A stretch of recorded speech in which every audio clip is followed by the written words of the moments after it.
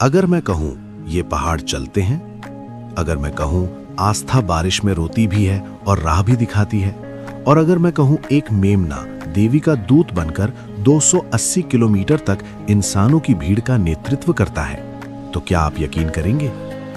उत्तराखंड में ये सिर्फ विश्वास नहीं, जीवित परंपरा है। ये वही यात्रा है जिसे हिमालय की रानी के सम्मान में राजसी स्वरूप दिया गया, मां नंदा देवी राजजात यात्रा। राजजात यात्रा उत्तराखंड के चमोली जिले के नौती गांव से शुरू होती है। ये यात्रा हर 12 वर्षों में एक बार आयोजित होती है। इसे राजसी यात्रा इसलिए कहा जाता है क्योंकि ये गढ़वाल और कुमाऊं क्षेत्र की सबसे बड़ी, सबसे संगठित और सबसे श्रद्धा से भरी धार्मिक पदयात्रा है। इसका असली उद्देश्य मां नंदा देवी को उनके मायके से ससुराल यानी भगवान शिव के निवास माउंट कैलाश तक प्रतीकात्मक विदाई देना है। मां नंदा देवी को स्थानीय परंपराओं में देवी पार्वती का ही स्वरूप माना जाता है, जिनका जन्म नौती में माना गया है। ये यात्रा किसी भी तरह के डर, अंधविश्वास या अफवाहों पर आधारित नहीं है, बल्कि पूरी तरह से लोक आस्था, ऐतिहासिक परंपरा और सामूहिक सांस्कृतिक पहचान पर टिकी हुई है। यात्रा के दौरान जब बारिश होती है तो लोग इसे देवी की विदाई के आंसू कहते हैं। इसका अर्थ अशुभ संकेत नहीं, बल्कि प्रकृति और देवी के बीच भावनात्मक रिश्ते का एक लोक काव्यात्मक और आस्थापूर्ण प्रतीक है।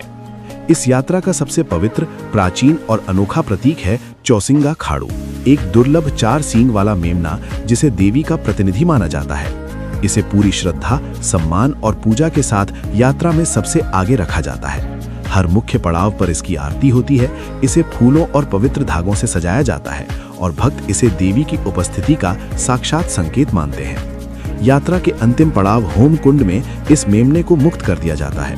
ये परंपरा सदियों पुरानी है और आज भी ठीक उसी विधि और नियमों के साथ निभाई जाती है जैसे पूर्वज निभाते आए हैं। राजजात लगभग 280 किलोमीटर लंबी पैदल यात्रा है जो 19 से 22 दिनों में पूरी होती है। ये मार्ग घने देवदार के जंगलों, हिमालयी नदियों, ऊंचे घास के मैदानों, रूपकुंड झील और बेदनी बुग्याल जैसे पवित्र और कठिन पड़ावों से होकर गुजरता है। ये ट्रैक चुनौतीपूर्ण जरूर है, लेकिन इसे भक्त कठिनाई नहीं बल्कि देवी की कृपा से भरा मार्ग मानते हैं।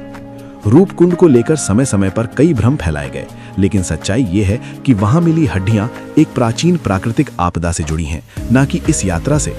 झील पवित्र है, लेकिन तथ्य वैज्ञानिक और ऐतिहासिक हैं, कल्पनाओं से नहीं बने। इस यात्रा में गढ़वाली और कुमाऊनी समाज की सामूहिक भागीदारी इसकी सबसे बड़ी शक्ति है। गांव-गांव से छत्तोलियां उठती हैं, ढोल दमाओं की गूंज पहाड़ों में गूंजती है और जागर लोकगीत देवी का गुणगान करते हुए पीढ़ी दर पीढ़ी इस परंपरा को जीवित रखते हैं। ये आयोजन यूनिटी, डिवोशन और प्रकृति के प्रति सम्मान का सबसे शुद्ध उदाहरण है।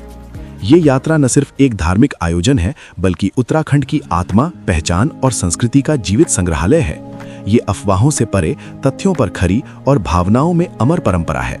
और जब अगली राजजात होगी तो कदम फिर उठेंगे, पहाड़ फिर गूंजेंगे, भीड़ फिर चलेगी, लेकिन ये परंपरा कभी झूठी नहीं होगी, क्योंकि ये कहानी लिखी नहीं जाती, चली जाती है।